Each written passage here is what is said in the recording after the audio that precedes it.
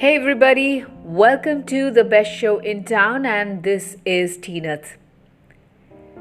For those of you who do not know, Assam lost a hero, a leader par excellence, that is the former Honorable Chief Minister of Assam, Tarun Gogoi. He was a leader of repute, loved by everyone irrespective of their political affiliation, and he was a giant leader, a person who was so compassionate, so approachable, so loving, so endearing that when he passed over yesterday, the whole of Assam cried. In fact, people from all across India were writing about him. People from all across the world were mourning about this wonderful leader who passed over and left us without a leader to emulate, a leader to appreciate, and a leader to look up to. We have lost him, and we are very sad today. We are extremely, extremely sad that we have lost such a wonderful leader. We wished he really stayed for a little longer. I wish he stayed for 150 years. I mean, I really didn't want him to go anywhere. And he was a leader who put many things right. He was a leader, even though he was from the Congress, he spoke very eloquently about other leaders. He was never, he never had a bad word. He never bad-mouthed or kind of said unkind words to any other member of any other party, though he was trolled a lot. I mean, I had seen him, I had visited him during the 2016 elections in Assam, and I saw that a lot of memes were passed around in WhatsApp, and I had told him that, sir, you know what, they're making memes, they're making funny characters out of you, they're making you wear a mekhela sador and all these kind of things, and you wouldn't believe the way he said, yeah, it's okay, and he laughed and he said, it's okay. You have never seen me wearing a mekhela sador, right? So somebody's made me wear it. It's okay. Let them do it. Let them have the fun. I had a fantastic time talking to Sri Tarun Gogoi when he was in his office, when he was in his home, and we've had some fantastic conversations. We had conversations about the state, about the kind of development, about the kind of things he had dreamt of for the state. When he was the chief minister, I used to speak to him during that time, and he had some really grand ideas for the state. And he did implement some of these. He did implement a lot of these. He was very concerned about one thing, about women's safety. And I remember when he was the chief minister during that time, I was making a lot of documentaries, and I had to edit late into the night, and I remember I used to get into the editing studio at around 4 o'clock in the afternoon, and then I would work the whole night and get home by around 3:34 in the morning, because I had to complete the editing as soon as possible and submit it as soon as possible. So I had to work a lot, and so one day the former Honorable Chief Minister Sri Tarun Gogoi had asked me, and he asked me, so you work out late at night, so how do you feel safe? Do you think it's safe to be out at night like this for a woman and come home late at night? I said, yes, I feel perfectly safe, because you are the leader. You have been there all the time. You've been looking after women's safety, and when I come home at 3:34 in the morning, there is absolutely nobody who does any harm to me. I feel perfectly safe. I feel perfectly at ease, as if I'm at home. I'm just getting back home and it's okay. I have never had by the grace of the Almighty, the universe, I've never had a terrible incident ever. And he was very proud of the fact that, women were safe during his regime when he was the chief minister.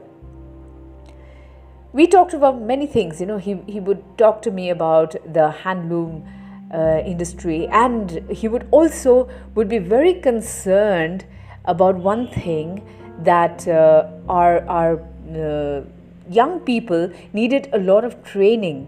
He was very concerned about that. He said that young people need a lot of training on communication and how to communicate, what are the etiquettes, and he would narrate how he had gone to different places across the world, and what are the kind of the things that he had seen there, and how the youth behaved, and how he wants our young people to also learn those things. And he was very concerned about the young people, and he said that if there could be some sort of training for young people, it would really help them to become future leaders. So he was one person who talked about a variety of things, and I would go back to him about so many concerns. I would be saying that, okay, so this is what is happening in the state, what do we do? Then he would kind of make sure that he would speak to somebody, and he would get things into order. So we have lost a father figure, we've lost a person, a mentor, a guide, a leader who is irreplaceable. There is absolutely nobody I can think of in the Congress party who can ever take his place. I simply cannot think of anyone else, because I remember this was a couple of years back, and I was in Mr. Mrinal Talukdar's show, and he was there with Mr. Bijon Mahajan, and there was another panelist, and he had asked me a direct question. Mrinal Talukdar, in fact, he asked me a direct question, and he asked me, in Congress, who do you think after Mr. Tarun Gogoi could be a leader? Who can take his place? He asked me, and I simply told him one thing. I was live on television, and this was a live show which was happening, and I said, I don't see anyone at all. I don't see anyone at all apart from Mr. Tarun Gogoi, who, with his knowledge, with his education, with his leadership, with his communication skills, with his charismatic personality, could become the leader of the party. I don't see it. And then he said that you're saying this on live television, you might get into trouble with other people. And I said, I don't care. This is what I think and feel and see and hear and understand. I don't see anyone else apart from Mr. Tarun Gogoi. I don't. And I'm sure when anybody hears this podcast also, there'll be a lot of people who will say, yes, we agree with you, and there is absolutely nobody who can replace Mr. Tarun Gogoi, ever. He was a person who was easily approachable. He met everyone. I still remember when I used to go to his office, to his residential office for interviews when I was documenting his biography, The Life and Rise of Tarun Gogoi, the visionary, The Life and Rise of Tarun Gogoi. That time, he would make sure that on that particular day, if he told me that, yes, please come in by 7 o'clock, he made sure I met him at 7. And if my time was from 7 to 8, he would meet me from 7 to 8. And he made sure that he met all the other people, all the other guests who were on the list. He made sure he did not send anyone disheartened or unhappy. He was a leader who created magic. I don't know. Today we're missing him so much. We're feeling so sad. We met him up so closely. Even when my mother passed away in August last year, he made it a point to come down and talk with my father, be with him, talk about how beautifully my mother cooked for him, and both Dolly Baido and he came in, and we have such beautiful memories. And then he again came in when 40 days had passed from after my mom's passing over. He had come in on that special day as well, and the popularity I saw in all the people, all my guests who were there, was amazing. They all wanted a photograph with the former chief minister. He was so willing to stand with everyone. He was smiling and happy, and that feeling that yes, it's okay to take a photograph, please do. There was no hurry. He was giving time to everybody. He was talking to everyone and making everyone happy. And I stood back because I don't have a photograph with him on that particular day when he came to my mother's 40-day ritual. I didn't have a photograph with him, but I just stood back and looked at the whole picture of him taking, having a great time, clicking pictures with my family, my friends, my neighbors, everyone who came in, and he talked to everyone. He sat there, he spent time with everyone apart from talking with my father. So you can understand that we have lost a leader of exquisite quality. We need to learn a lot from his life. When I had the privilege of documenting his biography, I learned so much from him. I learned so much of beautiful things from him that today, even if he's gone and we are so sad in the heart, we are so heavy in the heart, since yesterday we're just not being able to bear the loss. But then I am happy about one thing, is that I'm going to carry this, his teachings, the things that he had taught us, the things that he did, the things that he demonstrated.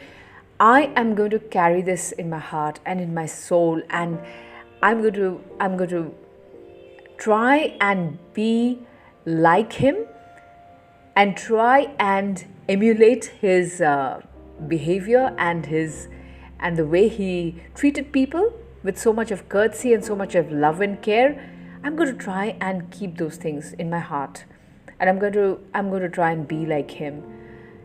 I can't be him. That's impossible. I would never like to be him, because I don't want anyone to replace Mr. Tarun Gogoi ever, because he is who he is, and even though he's gone away, I can never speak about him in the past tense. I want to speak to him in the present tense. He is still here with us, because we are going to carry forward those values and the things that he taught us. These are beautiful things. I'm going to miss my guru, my mentor, my leader, a person that we all looked up to and we all loved with all our heart.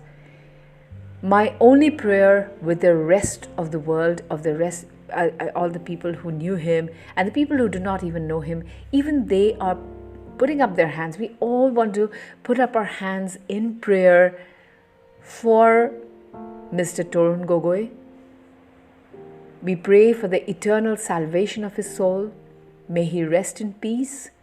May he find peace wherever he is. We love you, Mr. Tarun Gogoi Sir.